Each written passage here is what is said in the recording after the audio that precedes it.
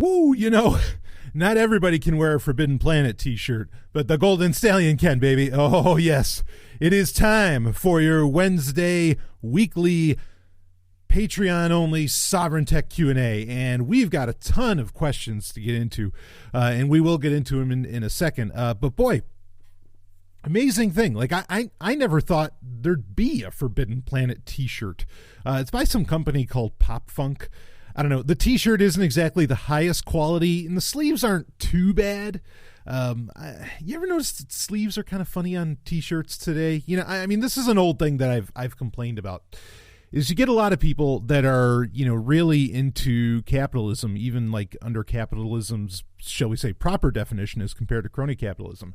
And you get them all excited about, or, they're talking about, oh, it's amazing how this shirt only costs $2 or $4. 20, 50, 100 years ago, this would have cost, equivalent to a few $100, blah, blah, blah. Oh, it's so exciting. And, oh, computers are only $200 and blah, blah, blah. And I bring this up all the time. Okay, with the computer thing, first off, there's no such thing as a $200 computer. You got to get this through your head. If you're a new patron or if you're a new listener to Sovereign Tech, you've never heard me say this before, listen to me. There are $600 computers. Okay, this is a very old saying of mine. There are $600 computers, but there are okay, and those are legit. But then when you have a $200 computer, really what you have is you have a $600 computer that has $400 worth of malware and adware on it. Okay, which I think adware or ad tech is malware in and of itself. Okay, there's no such thing as a $200 computer. It's being subsidized somehow. All right, and it's not a good thing because, I don't know how many more sailfish and whatever other, exploits that have to be found to where, we know ad tech is inherently, it's inherently insecure. And I don't think there's any way you can secure it. That's like the antithesis of ad tech, really. So, yeah, and as far as t-shirts goes, I have t-shirts. I think that I have ones that are from the 90s. Like, I still have them, and they are just the softest, nicest t-shirts you could possibly get. And I know I didn't even pay $20 for those shirts. Okay, and today the shirts they're just shit. I mean, this is nice. I'm glad I can wear a Forbidden Planet t-shirt, right? Okay, but I know this shirt's not going to last, and it fits funny for an extra large shirt. It kind of fits funny in the sleeves, because I mean, first off, okay, I have 18.5-inch arms. Okay, bicep, measuring around, right? I should easily be filling in an extra large t-shirt sleeve, like easily, because that's I'm not boasting. I'm just saying that's a pretty big arm. Okay, I mean that's one that I work on, right? I mean the average person has what 12 to 14, as far as arms go. So I should be filling this out. I mean, and that's ridiculous that that it's hanging kind of like flappy on me. It's just poor quality, and. Yeah, I don't buy it. The idea that, we live in this amazing world where shirts only cost a few bucks. Because this shirt actually only cost me, I got like 40% off on it somehow on Amazon. And really all I wanted the stickers. There was a sticker of Robbie the Robot holding up the gal from the movie Forbidden Planet, which is the greatest science fiction film ever made, I think. I mean, I know it's a toss-up between like that and like Blade Runner. But anyway, I mean, because so many movies copy Forbidden Planet, right? So, but I wanted that sticker. That was really all I was looking for, was Forbidden Planet stickers. And it ended up that one of them effectively came with a t-shirt. And it was originally like $20, but then Amazon had a 40% off coupon, and so, or something like that, and it ended up only costing me $10. So fine. I mean, whatever. The way I see it, I got a free t-shirt with a sticker. So I shouldn't complain that much. But, really for most people, it'd be more about the shirt than the sticker, right? And it's a $20 shirt, and it's a piece, I mean, and it's just, you can kind of feel it. It's sort of cheap. And after I washed it, the black already well faded. And look, I know how to take care of black clothing because that's all I wear, and for it to already start to kind of blue hue away, cheaply made. So no, I don't think that we live in this wonderful world where t-shirts only cost such and so much, because honestly, they're all, the quality of them is horrendous. It's positively horrendous. I mean, and you have nothing that's built to last. And look, I'm sorry, if things aren't built to last, this is where people come up and they say, well, you see, capitalism is just rent seeking, because you have to keep buying more, as to where even just 20 years ago. You could get a t-shirt that literally would last you forever almost. I remember, back when I was, unfortunately married.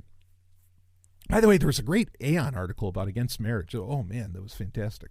Anyway, my father-in-law at the time, my ex-father-in-law now, he had shirts literally from the 60s. He was an older dude, and he just kept them. And they were still rocking and still looked pretty cool. And some of them were, like these John Deere t-shirts, and it was amazing. So fuck that. Don't tell me we live in some kind of amazing world. When shirts are like have this tremendous quality and everything, then and we're back to like these really nice soft shirts that a gal likes to lay her head on your chest, with.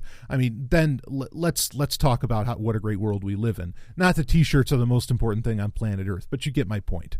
Okay, I'd be just as happy never wearing a t-shirt. I'm actually totally on board with that, but so many places won't let you in if you're not wearing some kind of a shirt. So what am I going to do? And it goes for all clothes. They're all rubbish. Even like, I buy Levi's jeans. They're not the same quality that they used to be. Not even close. And they even tell you like the way to take care of them now is to freeze your jeans, not to wash them. There's a few different things behind that idea of freezing your jeans. There's an environmental thing. There's some other stuff, but they tell you to do that. And I think the real reason behind it is so that way these fucking jean companies can make cheap ass jeans and then they last you longer because you're freezing them instead of washing them. And that's okay. I've been freezing my jeans for a very long time. It's a very quote unquote popular thing to do with higher end jeans, not just Levi's. Like the really high end jeans. But what the fuck? I just get so sick of this. Oh, isn't it amazing that this is so inexpensive? No, it's all crap. It's fucking crap. No, it's not amazing at all. Go to IKEA, motherfucker. Jesus. Tell me all about it. All right. Sorry. We have questions to get into. We have a lot of them, like I said at the beginning of the show. I didn't mean to get into some diatribe about how nothing's made. Like, I know every generation says that, but no, look.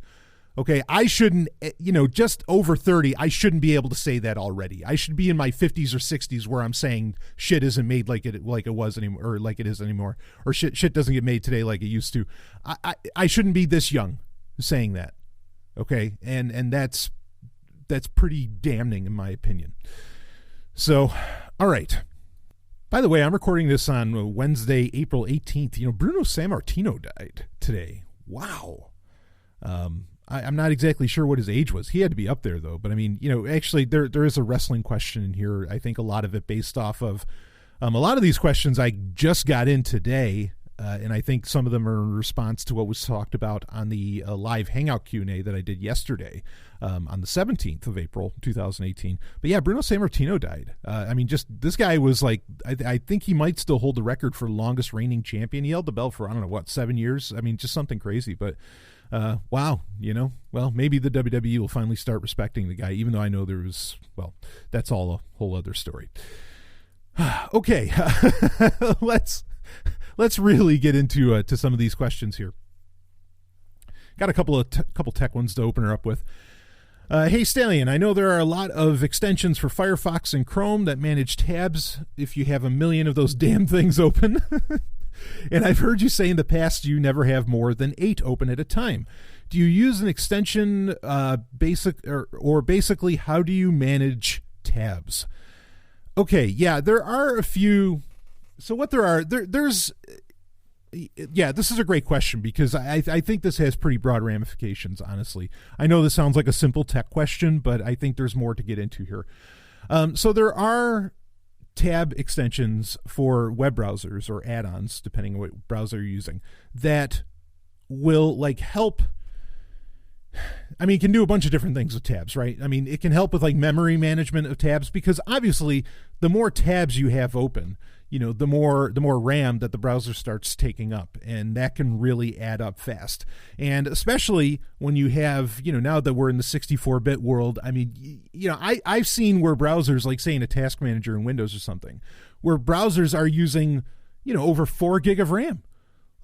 Just the browsers, what the fuck? That would have been unheard of back in the day. But mainly the reason this sort of thing is happening is because, well, I mean, I don't know how many people tell me, oh, wow, like, oh, I have 80 tabs. I mean, literally 80 tabs open. And I'm going, what?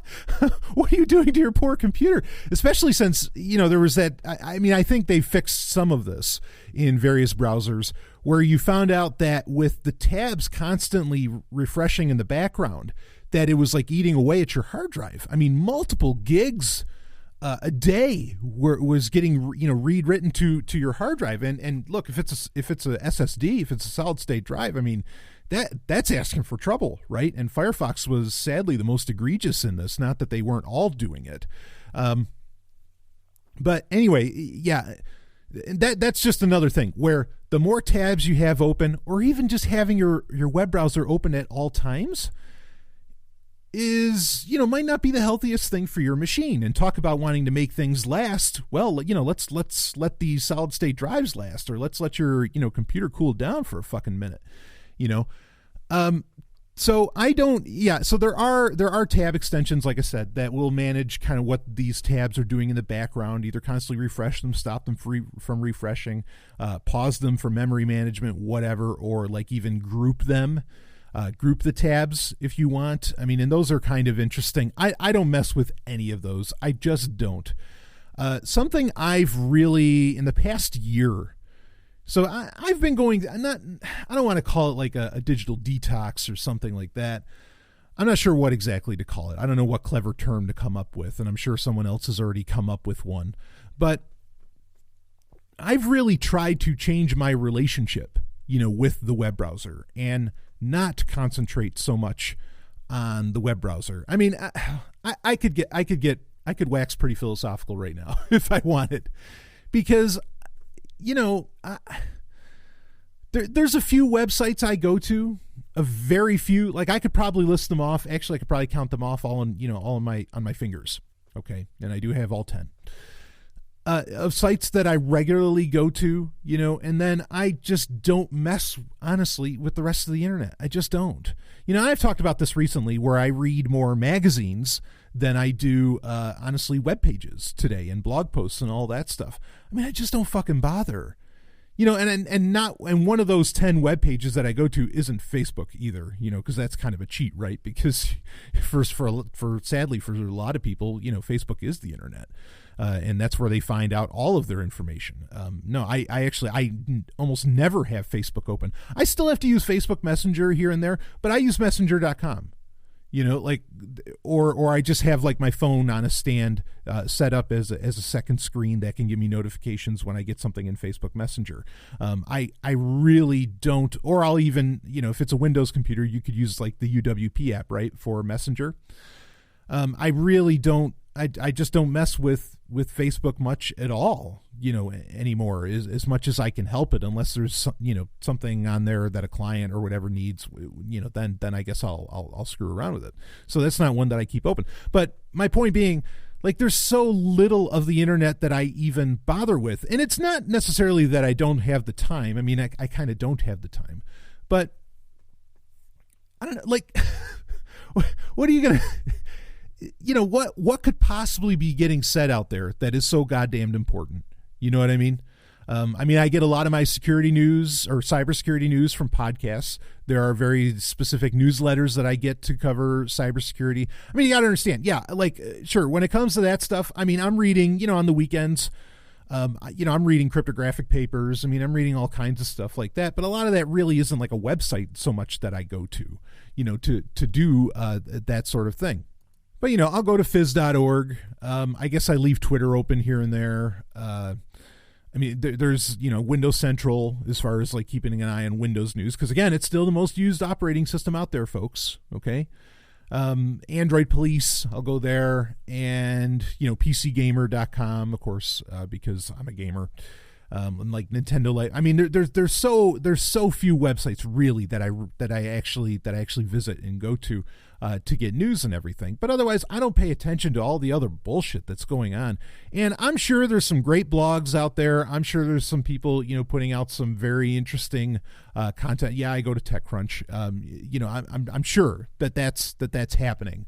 Okay, but there's nothing out there that I feel Like, I'm not going to go to, I mean, even most sites that are like libertarian or libertarian-ish or anarchist or something like that, I mean, they're not really dealing in my brand of anarchism. In fact, there really isn't a website that does deal in my brand of anarchism. So, I'm not looking around for that kind of shit. I mean, I don't even have to bother.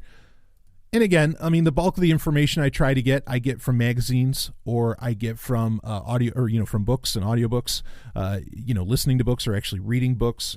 I mean, that's what I do. And this isn't some kind of like anti-internet screed or anything. I'm just saying that the bulk of it's to the point, like the internet has gotten, in my opinion, kind of uninteresting as to where, I remember back in the late 90s, I mean, there was really fascinating stuff. Like, something that needs to come back, web rings.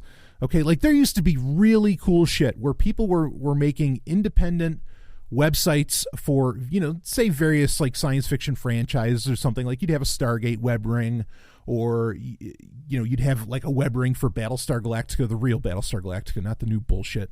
The one from 78, that's the real deal. Or like even V, like remember V, the series? I think I talked about that recently. There'd be a web ring for that, or Highlander, or Star Trek, whatever. And then you'd find some interesting stuff because you were getting content from like really passionate people, about the subject. Or maybe it was a web ring for, honestly, for cybersecurity, hacking, and all that. And then you'd find great stuff that way too. It's like all that's kind of gone. Like people are either creating content that fits the format of the platform, like Facebook or even Twitter or whatever, that uses the tools the platform provides. So they're kind of, everything sort of looks the same because they're not being, they're not being ingenious or innovative with how they make their website or something, or what kind of ideas they come up with. It's just, I'm just saying, like, I think the internet's kind of boring, like, I don't, in fact, another thing that's funny, I mean, yes, I use, a computer to obviously record this podcast and do all that stuff, but like, especially on, like when Stephanie and Ellen are around, like, I don't even feel the desire, to like go online and even look at my phone. I don't give a shit, I mean, and that's kind of the point I think you can get to, is to where, when you finally have the people in your life that you want, with you, a lot of this stuff loses its appeal in that way. But it's beyond that, because honestly, it's just, I really feel like so much of the internet is just fucking boring, and yeah, you love your memes. Great. You love your memes. I don't fucking care. And I don't play the Misery Olympics, because so much of that, like, I know this is getting well beyond the scope of the question, but and I'll bring it back to explain how I keep 8 tabs open, even though I'm kind of telling you, and how I, and how else I do tab management. I'll get into some specifics here in a second. Okay. But like Twitter's just a place to bitch and moan, right?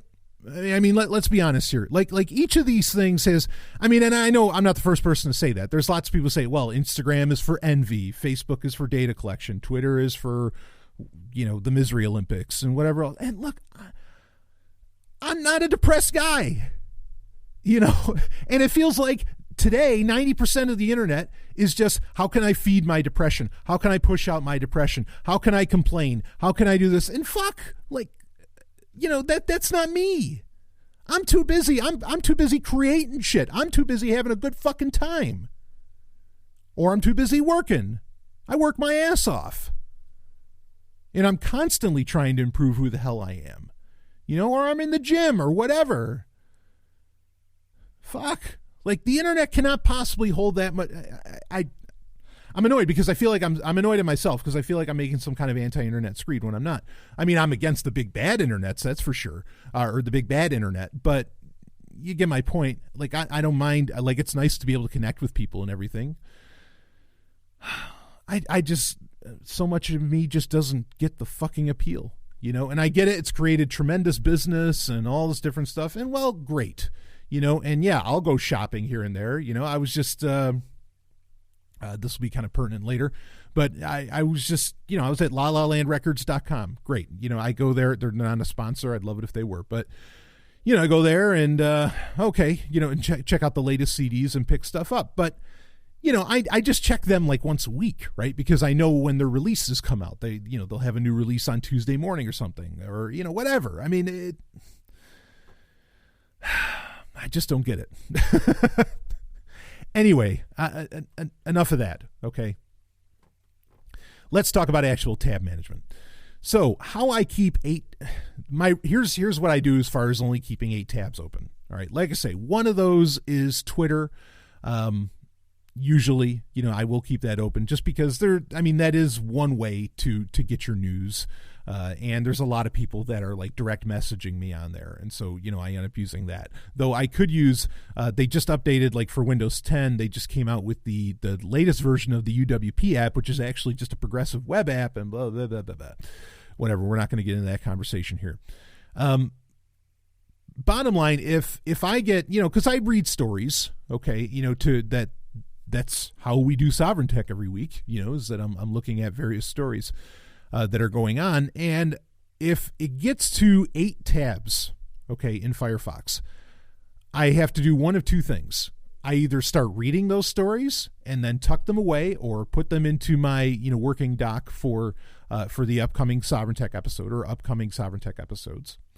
Or I use bookmarks. And this is where Firefox really shines because I feel like all other web browsers have effectively forsaken bookmarks. Like they have made them into a side note. It's where Firefox has all the same classic management that, Netscape Navigator used to have back in the 90s. I mean, like all the classic management of bookmarks and everything that you could possibly want, okay, without having to really configure anything. It's just there. You have that nice little icon where you can pull up quick draw the, your bookmarks and everything. And I have a very impressive and large, no, not that. Well, actually, Stephanie kind of let that cat out of the bag, didn't she? That's very impressive and large. Sorry, excuse me. Very impressive and large bookmark hierarchy. It's really, really well thought out, well set up, and it's their book. It's an HTML file that I've carried around with me from anytime I go to another browser or whatever. My bookmarks file is crazy, and I back it up constantly. So bookmarks are your best friend. Bookmarks are the answer to having a million open tabs. And I almost get conspiratorial about, I know Pocket is a thing, but really like Mozilla owns Pocket, so why would Chrome and others, kind of support that? But whatever. It's almost weird that other browsers have, for a long time, Opera didn't even have like a bookmarks feature when they did the major update to the Blink engine. What the fuck? It's very strange, that bookmarks have become an afterthought for people. So, I could almost get conspiratorial is that they want you to have all those tabs open at all times. Like, I don't think that that's actually going on, but one could get conspiratorial and I'd understand why they feel that way. So, bookmarks are really the answer. Now, here's the thing is that, like, if it's a really, really long story, the other nice thing about bookmarks is that let's say you choose not to actually, because like I said, the two options that I have for myself, when I get to 8 tabs, I either have to read something and close it or, put it away somehow, or like I say, I bookmark it. Okay. If you bookmark it and then you never go to read it, like that's a win. That's a time saver on your part because, well, guess what? The story actually didn't matter. And like I was just describing for the past 15 minutes, you find out a lot of stories don't fucking matter at all, and that's why you never go back to reading them. Okay. So bookmarking, I think, is that's real tab management. That's handling things. And like, I have a folder that's a bookmark folder called Read Now. And it's amazing how many of them I never actually read. And somehow I still go through life very happy and quite knowledgeable, I like to think anyway. And it doesn't matter. So fall in love with bookmarks again. Okay, take the time to make a really nice bookmark hierarchy, really, really classify it well and everything. You'll feel organized and you'll clear a lot of headspace and you'll clear out those fucking tabs because fuck them.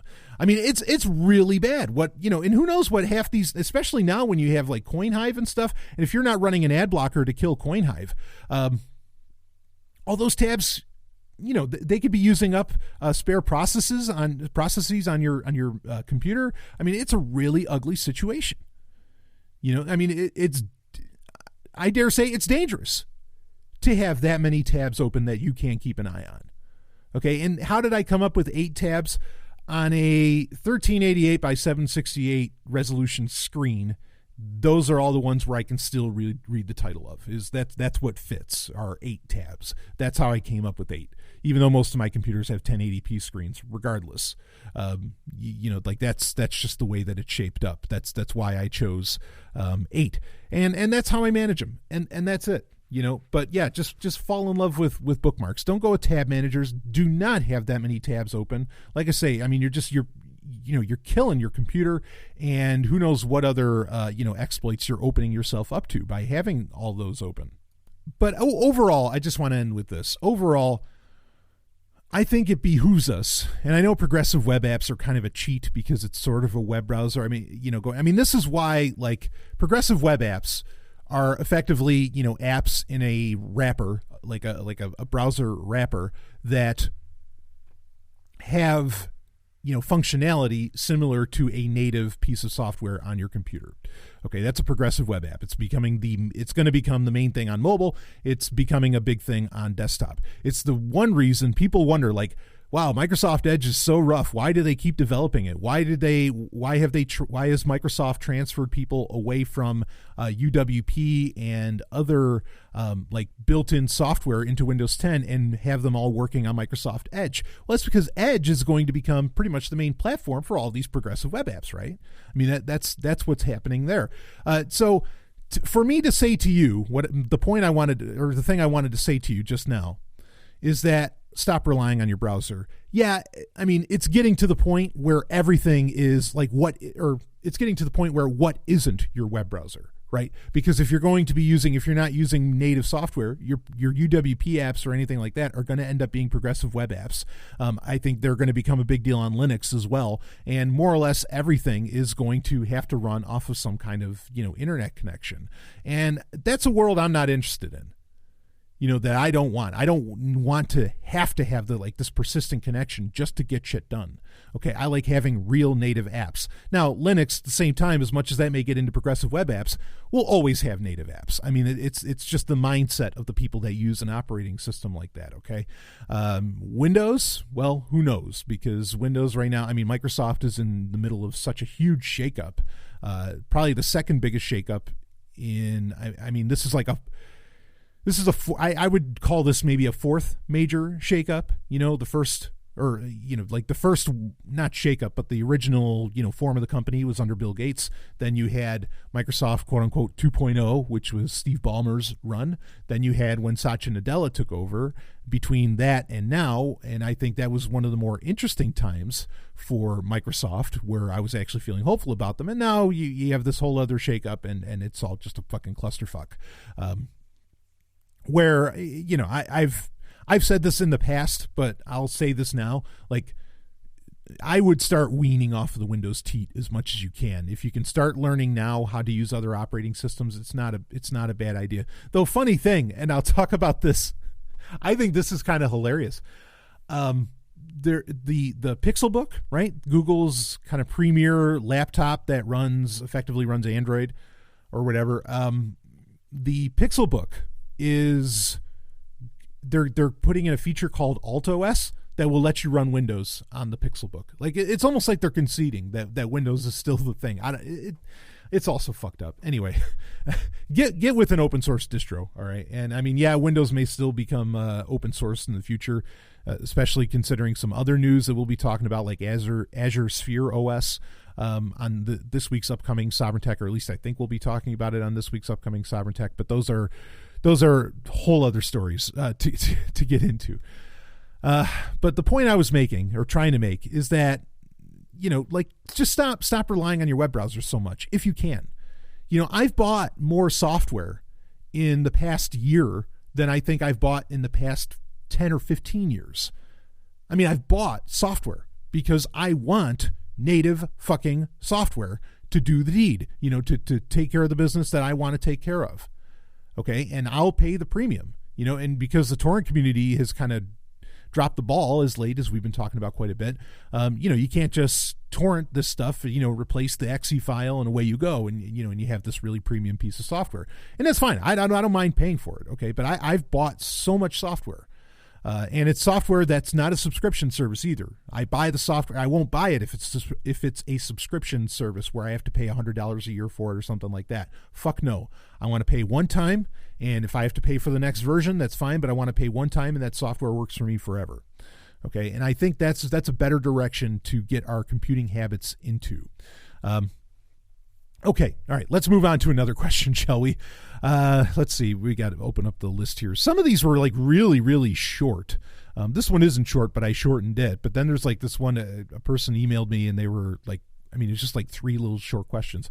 But here we go. Let's see. Will you be watching Lost in Space, the new one on Netflix? No. Well, all right, I might watch it, but it is so far from the top of my list.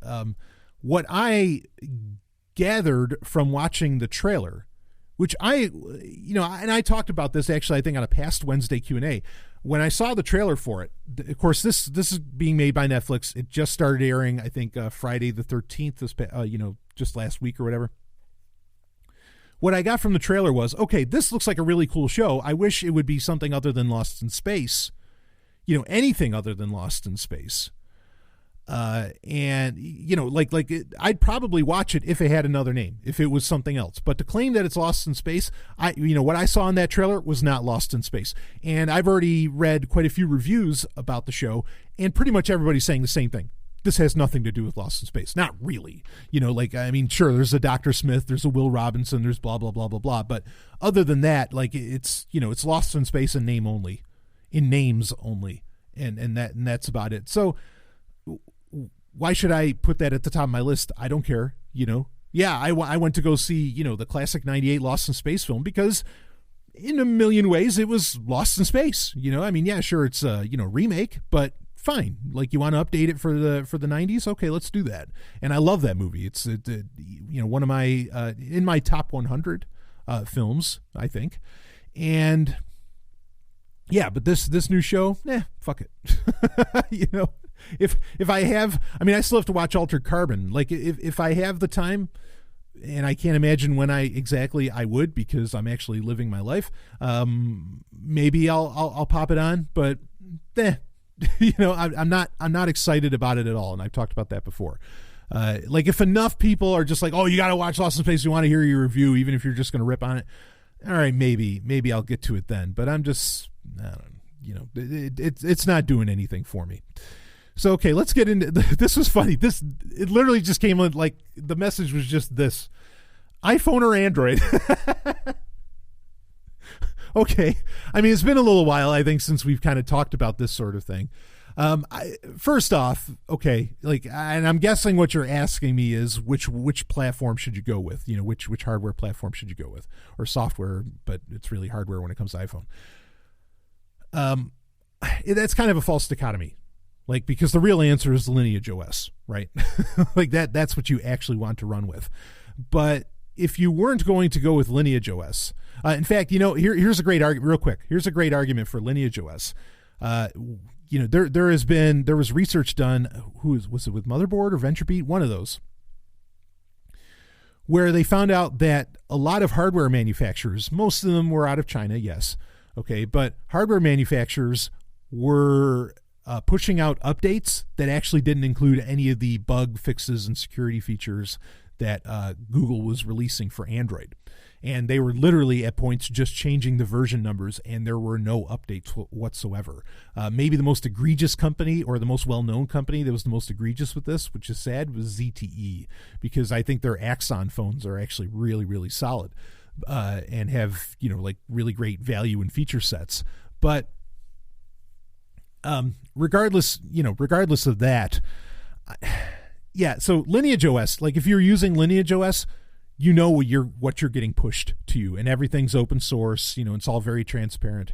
And so you could buy, say, an Axon 7 from ZTE, and if you put Lineage OS on it, you are going to get the latest security updates, regardless of what ZTE actually does, because, you're outside of that system. So the real elite, if I dare say that word, the real elite smartphone platform software, or that you should be using is Lineage OS, because then you're getting kind of the latest updates and everything, and there's a really intelligent community behind it. But if I were to answer, okay, actually iPhone or Android, like right now, if somebody wanted to buy a phone, and again they're not going to do Lineage OS, this might shock you, and actually I've come to this conclusion before and said it before.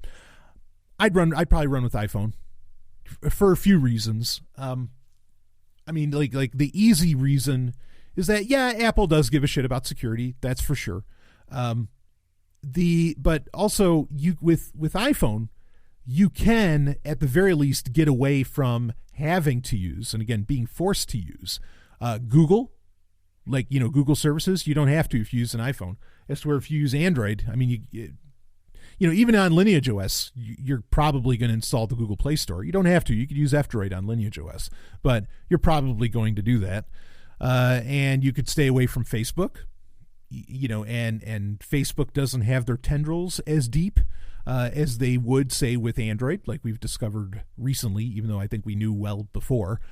And then, you have iMessage, which is a very popular, and there's some cryptographic concerns around it, but it's doing things right in many ways. You have iMessage, which is a platform you can only use on iPhone or on Apple hardware. So that's an advantage, but you could still put Signal on there, right? And you take your pick of the software that you use. You can probably run it on an iPhone. Even your really secure stuff or your privacy oriented stuff. So, yeah, I'm half tempted. Supposedly, there's been some rumors that there's going to be an iPhone SE 2, which I thought the iPhone SE was like the best phone out there for the longest time because it's small. I like the fact that it's just a 4-inch phone, but it's incredibly powerful. It still has a 3.5 millimeter jack in it. Great. If there's an iPhone SE 2, and especially if it still has the headphone jack, I'd be tempted, I'd be tempted to run with that, but I love I have my Echo Pro 3 with Lineage OS on it. And and this phone's as solid as a rock, and it gets me through my days handily and easily. So yeah, that's my, to answer iPhone versus Android. I think iPhone's inherently doing a better job of security than Android is, even though you are trusting Apple to a degree, but at the same time, unless you're doing Lineage OS, you're trusting Google as well. And I don't know if there's a lesser of two evils in this situation, because they're all fucking, all the tech giants are evil. But yeah, if it was me, blank slate, like what am I going to run with? I'd probably end up going iPhone, and the other thing too, as much as I don't really do this anymore, and I tried, believe me, I fucking tried. If you're the type of person where your phone is way more your computer than your laptop or your desktop or whatever is, iPhone has a much richer creative suite, creative, and it has more creative software, powerful creative software built right into it, or that there's options for, than anything Android can do. Just by a long shot. So if your mindset, especially if your mindset is, okay, my phone is my country, right? Because like that's an old sovereign text saying, your laptop is your computer is your country.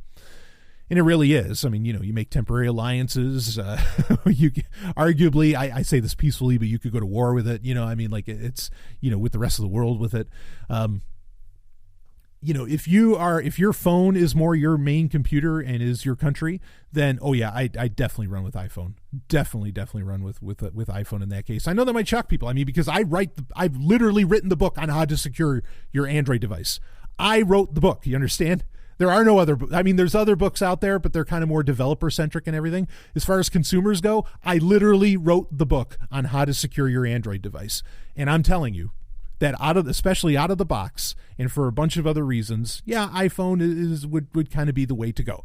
But, if you're willing to go to Lineage OS, well then, yeah, get an Android phone, take a look at Go look at the Lineage OS forums, see which ones are allowing for up to version 15, which ones were updated instantly. I think the best phone is the one I have, the Echo Le Pro 3, because you can get it for a couple $100. It's a very powerful phone. And sure, it doesn't matter that Echo is tanking, that the company is dead. Like that really doesn't matter, because once you put Lineage OS on it, you step outside of that company's purview, and you step outside of whatever the hell's going on with that company, because now it's a Lineage OS phone. It's not a Echo phone anymore. So yeah, those are the directions that I would take. But if my choice was actually between Google's Android and iPhone, yeah, these days I'd probably choose iPhone. And I've felt that way before. And a lot of really great security researchers and cryptographers like Matthew Green and others, they also say that like iPhone is probably the most secure, or iOS is probably the most secure OS on the planet right now. So there you go. I mean, that's not new news. He said that, well over a year ago. Okay, then I got another little short question here. Let's see if we can do this. Beatles or Stones? I think someone asked me this recently. Maybe I talked about it. This is another one. False dichotomy. Okay, really, false dichotomy. The real answer is Chicago. Yes, Chicago is just one of the greatest fucking bands ever, and they don't get nearly enough credit, the amount of credit that they deserve, or how innovative they were, creative they are. I mean, they're still putting out good shit. I love Chicago, whether it's Peter Cetera there or not. Okay. Especially like their early day stuff. I mean, that was some rockin' shit. Like, and then to bring in a trumpet and everything. Oh man. No, it's not Beatles or Stones. It's fucking Chicago. Or, the other band that should be included in this argument is the Beach Boys. For the longest time, it was Beatles versus Beach Boys. Like really, in their heydays, like that was the real argument. I mean, and they were going toe to toe, But anyway, if I were to answer, within the false dichotomy that was given to me, Beatles or Stones, I easily say Stones. I mean, I'm a big Rolling Stones fan. I just love pretty much everything they do. I'm a huge Rolling Stones fan. But the real answer is Chicago. So there you go. And then yes, I am a major Chicago fan. Like all, however many 23. What album are they up to? No, I think they're in the 30s now. Because they number the actual title for their albums isn't the title that they give it, it's the number.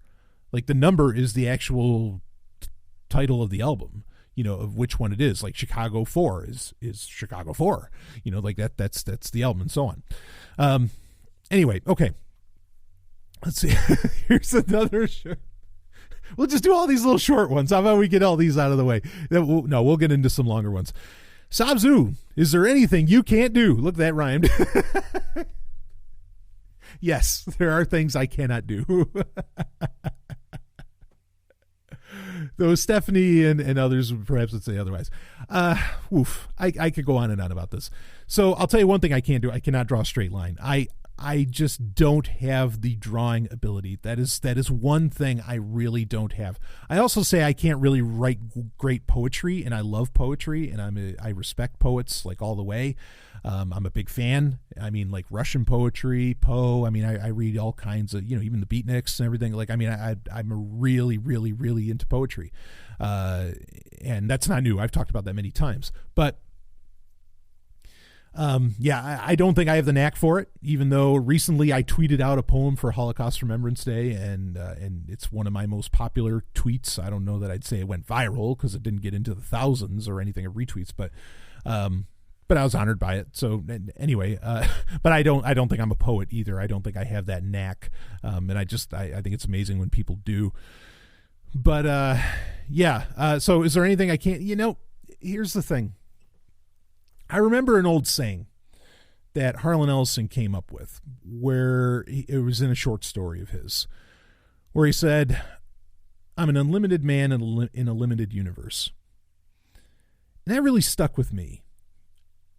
And here's the thing. I think there are people out there who, for all intents and purposes, because I get a lot. I mean, I have so many people that message me, that email me, or that just come up to me, and talk to me at events or things like this, and they're just like, "Oh, I love everything you put out. I love all your your creativity is amazing. All this different. Your whole universe that you're creating, I just think is beautiful, and I'm really honored by that. And I'm not going to get into your let's pat Brian on the back. I don't need that. Okay, I got enough people that do that. And that'll do it openly on the show, actually. But I think there are some people who really can do just about anything, and like you can see it in the person that they have this capability to like anything that, because I know everybody's parent says to you, oh, you can be anything you want. Oh, you can do anything, little Johnny, and all that. When, I think 90% of the time, and that's a bullshit metric, but I'm just saying 90% of the time, that's just not true. Most people can't do anything, but there are those who I think are very capable and really can do anything. I mean, I think if people can get the right mindset going, that yes, a lot more people could do anything that they really put their mind. I mean, I imagine like if I really, really applied myself, I could even draw. I imagine I could do that, but I've just never. It's not something I've taken the 10,000 hours or however long to really, get that down. But, also like I'll just respect other people's works as far as that goes. But everything else, I mean, like this isn't meant to sound boastful. Really, I can only think of those two things that I can think of that I do that, that one would do that I really can't do, and that's about it. I'm just saying, and there are people like, I think Stephanie's one of those people where she can literally do anything. I mean, anything that she sets her mind to, and she has other advantages, frankly, as to where I'm an ugly son of a bitch. I mean, Stephanie's gorgeous, right? I think she could literally achieve everything. Beauty can take you a lot of distances too, but obviously she is far more than that. That is a very surface level thing about the beauty of the lovely and hyper intelligent Dr. Stephanie Murphy, the boss, the woman of tomorrow.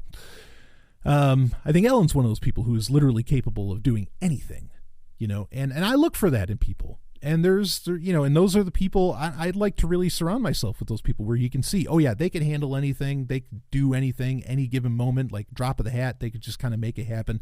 And even if they've never done it before, yeah, they'll figure it out pretty quick, and I've having encountered a lot of people like that, or people that are really resilient, right? I mean, because we all deal with traumas. We all have all the shit that we deal with. What matters is the resiliency. And, those seem to go hand in hand. The people that can kind of achieve and do anything that, really like that they set themselves to, that they apply themselves to, are also incredibly resilient people, no matter what they came, what world they came from, what background, what environment they came from. They're incredibly resilient. And that's the thing. Anyway, I'm really honored. I get I know that message, Savzus or anything you can't do, was meant as a compliment, and thank you for that. But, I'm not here I'm not turning Sovereign Tech into like some kind of rap song where all I do is talk myself up or something. That's really not necessary. And it's not something I'm really interested in either. But it did raise, it got me thinking about it, that, yeah, there are people out there who I think really can do anything, but those people are very few. Even though I think a lot of people could get to a point where they do that, where they have that ability. And it's a lot of it has to do with mindset. Other parts of it have to do with a certain degree, of fitness, because physicality is required for some things. Sure. That doesn't mean you're going to be great at it. Like, my favorite example that I bring up all the time, look, not everybody's Tony Hawk. I'm not Tony Hawk, and I could, I can skateboard, but I'm never going to be him. So anyway, thank you for that. Is there anything you can't do? Like I said, there's a couple things that I can think of. I can dance. Actually, I can dance very well. I'm a championship roller skater. I've jumped out of airplanes many times in my life. There's a whole list of things. And I like to think I'm pretty good at everything I do as well. But anyway, or if not great, frankly. And modesty's for chumps. Don't be modest about your abilities, folks. Never ever be modest about that. And if you find that you are capable of doing anything, don't be afraid of that either. Revel in it. Okay, maybe you're one of those, and you're listening to me, and you're one of those people where you think in the back of your head, you're like, yeah, actually, wait a minute, I fucking can do everything. Oh, take pride. Pride is a good thing. Pride does not go before a fall. Okay, that old statement's horseshit. Okay, pride. I mean, take pride in it, revel in it, enjoy it. The fact that you have that ability. So, all right, let's get on to another one. Another question here. We'll get into a little bit of the dorky stuff while we have the last 10 minutes or so here. Brian, I know you're a pretty avid gamer, and I was wondering what you would consider to be the best video game series. My vote is either on Zelda or Metal Gear Solid. I know you hate voting. but where does the Golden Stallion's flag stand? Okay, I know you don't like flags either. Very nice. I do have one flag, actually, in the BDSM studio from Jim Jesus of the Lulberts podcast. I have a Max Sterner flag in here. You don't usually see it on camera, but it's hanging just to my left. Anyway, so fun question. Tough one to answer, though. I think we were talking about greatest consoles. I don't know if that inspired this or what inspired this exactly.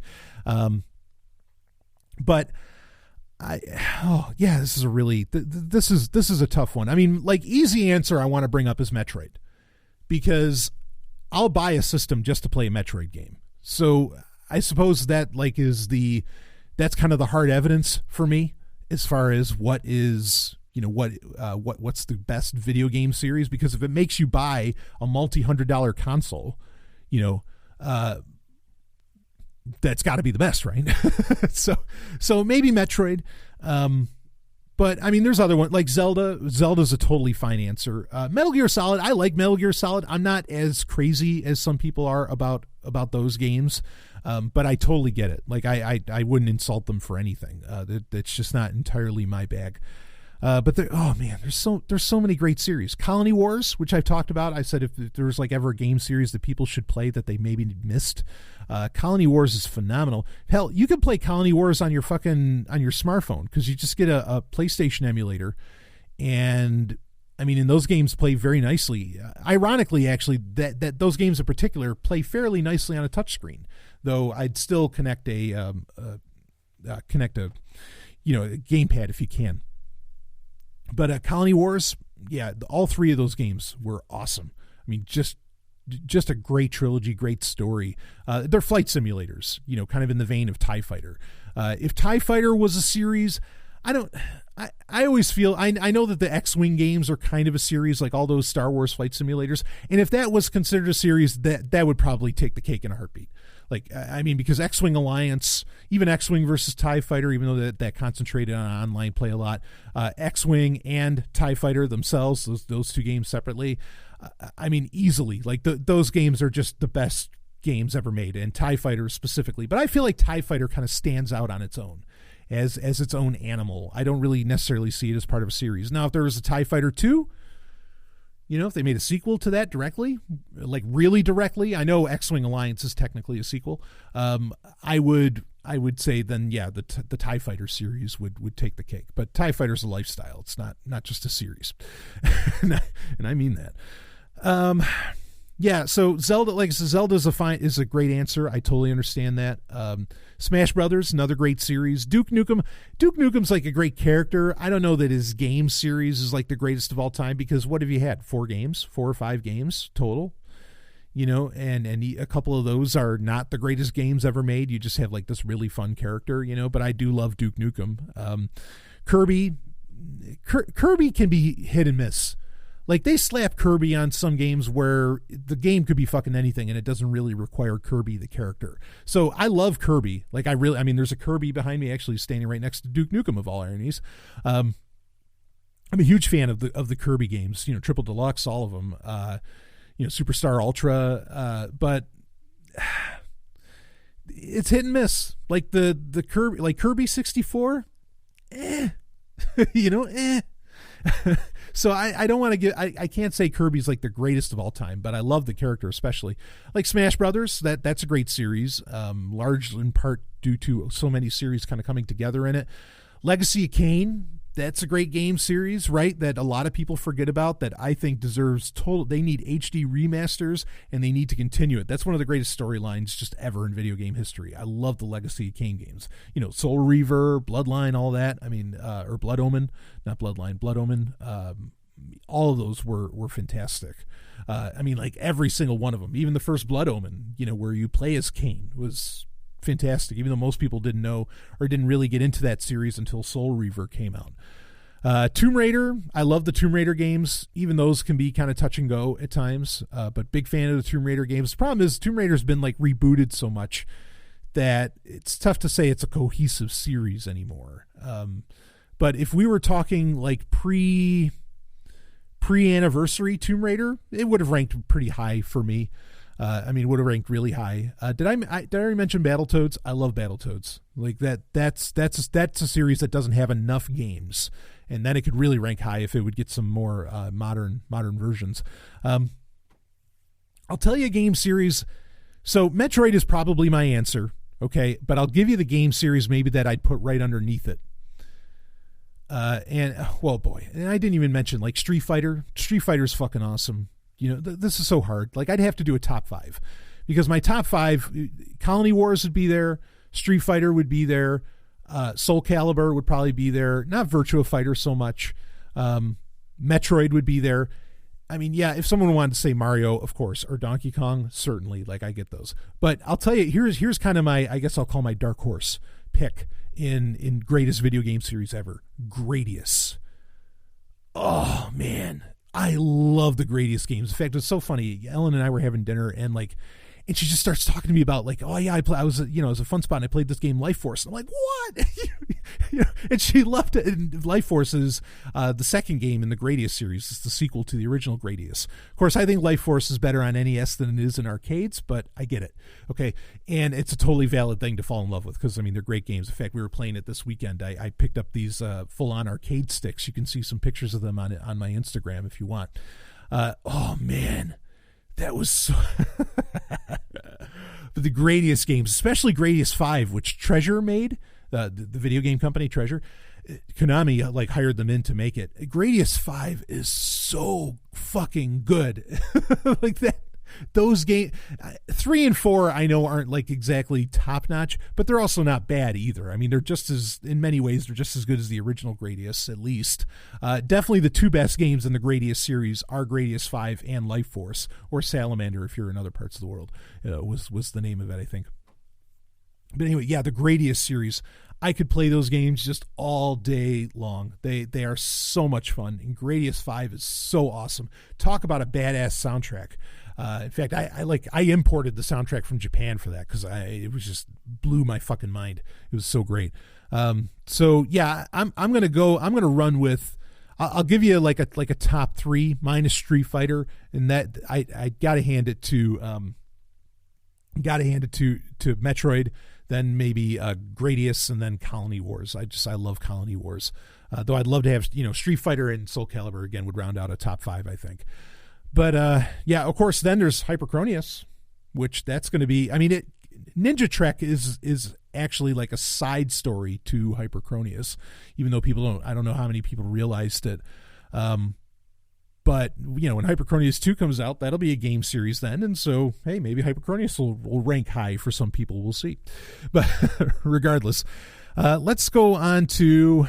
I did get a question about WrestleMania. I'm going to actually skip that, and I'll save that for next week. And let's go right to our let's go right to our album of the week. Let's wrap this baby up, because I've already been talking way too much here. So I'm going to give you a double this week.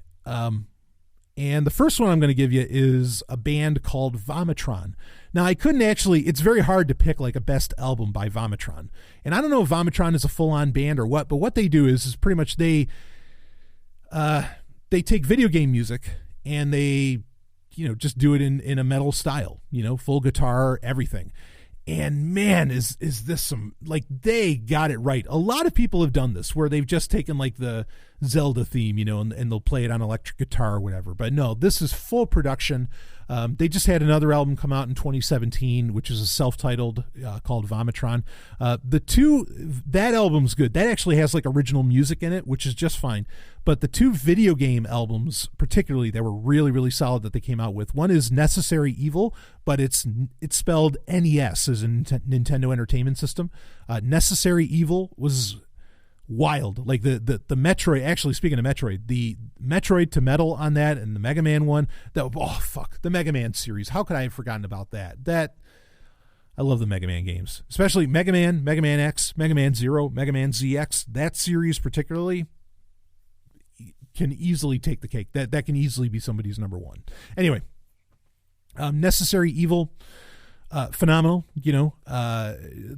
There's not a bad track or slow track on there, or at least that feels slowed down. Then their first main album was No NES for the Wicked. Okay, no NES for the Wicked. It's NES, Nintendo Entertainment System again, and that one's a lot of fun. I actually heard this when I made a Power Glove channel on Pandora. This is how I found out about this band, and it came up, and it was like the Contra theme, and oh man, I was just like, oh, what is that? It was so solid. And then I just went and bought their whole discography off of Bandcamp. It was really so cool.